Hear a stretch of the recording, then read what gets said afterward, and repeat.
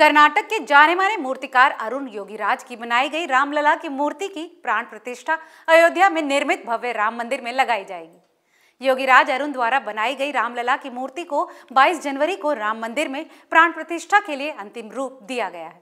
मैसूर के प्रसिद्ध मूर्तिकारों की 5 पीढ़ियों की पारिवारिक पृष्ठभूमि वाले अरुण योगीराज वर्तमान में देश में सबसे अधिक मांग वाले मूर्तिकार हैं। नमस्कार, मेरा नाम है लता सिंह और आप देख रहे हैं रिपोर्टर जी। तो आज की इस रिपोर्ट में हम जानेंगे कि कौन है अरुण योगीराज।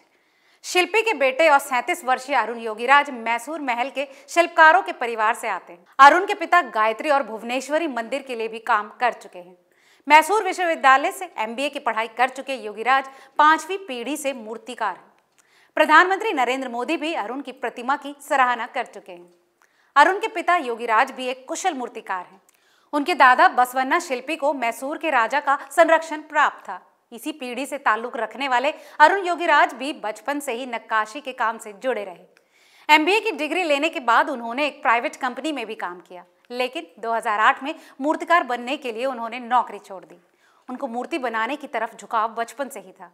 आपको बता दें कि देश के अलग अलग राज्यों में अरुण के इस काम की मांग होने लगी, जिसके चलते हो रहे अरुण के हुनर से उपलब्धि हासिल करने वालों की प्रतिमाएं खड़ी की जाएं। बता दें कि इंडिया गेट पर लगी नेताजी सुभाष चंद्र बोस की 30 फीट की मूर्ति भी अरुण ने ही तराशी है।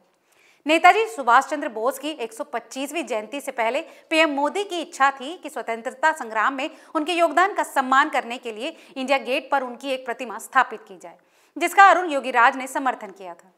उन्होंने प्रधानमंत्री को सुभाष चंद्र बोस के 2 फीट ऊंची प्रतिमा भी भेंट की और उनकी सराहना हासिल की। अरुण को पहले भी कई संस्थाएं सम्मानित कर चुकी हैं। मैसूर के शाही परिवार ने भी उनको योगदान के लिए विशेष सम्मान दिया हुआ है। आपको बता दें कि यही वो शख्स हैं जिन्होंने केदारनाथ में स्थापित आदि शंकराचार्य की प्रतिमा का भी निर्माण किया। इसके अलावा उन्होंने मैसूर में महाराजा जयचामराजेंद्र वड़ैयार की 14.5 फुट की सफेद संगमरमर की प्रतिमा, महाराजा श्री कृष्णराज वड़ैयार IV और स्वामी रामकृष्ण परमहंस की सफेद संगमरमर की मूर्ति भी बनाई है।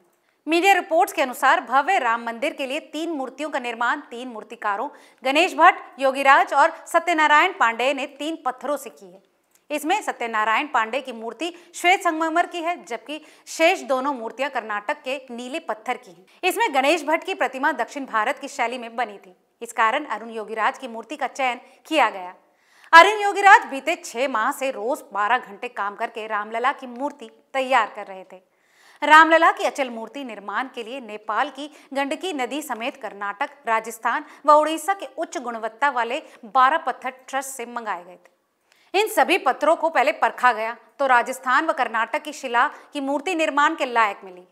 कर्नाटक की श्याम शिला व राजस्थान के मकराना के संगमरमर शिला को इनकी विशेष खासियतों के लिए चुना गया, क्योंकि मकराना की शिला बहुत कठोर होती है और नक्काशी के लिए सर्वोत्तम होती है। पत्रकारों से बात करते हुए योगीराज की मां सरस्वती ने कहा कि ये हमारे लिए बेहद खुशी का पल है। मैं उसे रामलला को तराशते हुए और आकार देते हुए देखना चाहती थी, लेकिन उन्होंने कहा कि वो मुझे आखिरी दिन मूर्ति दर्शन के लिए ले जाएंगे। इसलिए मैं राम मंदिर में इसकी भव्य स्थापना के दिन मूर्ति पर अपनी निगाहें बिछाए बैठी। वहीं प्रधानमंत्री नरेंद्र मोदी 22 जनवरी को अयोध्या में भव्य राम मंदिर के प्राण प्रतिष्ठा समारोह में शामिल होने वाले हैं। इस आयोजन के लिए तैयारियां जोरों पर चल रही हैं, जिसमें हजारों गणमान्य व्यक्तियों और समाज के सभी वर्गों के लोगों के शामिल होने की उम्मीद है। अयोध्या में रामलला शिशु भगवान राम के प्राण प्रतिष्ठा अभिषेक समारोह के लिए वैदिक अनुष्ठान मुख्य समारोह से 1 सप्ताह पहले 16 जनवरी को शुरू होंगे। वाराणसी के पुजारी लक्ष्मीकांत दीक्षित 22 जनवरी को रामलला के अभिषेक समारोह का मुख्य अनुष्ठान करने वाले हैं। 14 जनवरी से 22 जनवरी तक अयोध्या में अमृत महोत्सव मनाया जाएगा। बताया जा रहा है कि 1008 हुंडी महायज्ञ का भी आयोजन किया जाएगा, जिसमें हजारों श्रद्धालुओं को भोजन कराया जाने वाला है। वहीं हजारों भक्तों को समायोजित करने के लिए अयोध्या में कई तंबू शहर बनाए जा रहे हैं, जिनके भव्य अभिषेक के लिए उत्तर प्रदेश के मंदिर शहर में पहुंचने की उम्मीद है। श्री राम जन्मभूमि ट्रस्ट के मुताबिक 10,000 से 15,000 लोगों के लिए यहाँ व्यवस्था की जाएगी। तो आज की ये रिपोर्ट आपको कैसी लगी, हमें कमेंट करके ज़रूर बताएं। फिलहाल इस रिपोर्ट में केवल इतना ही। ऐसी तमाम और खबरों के लिए देखते रहिए रिपोर्टर जी।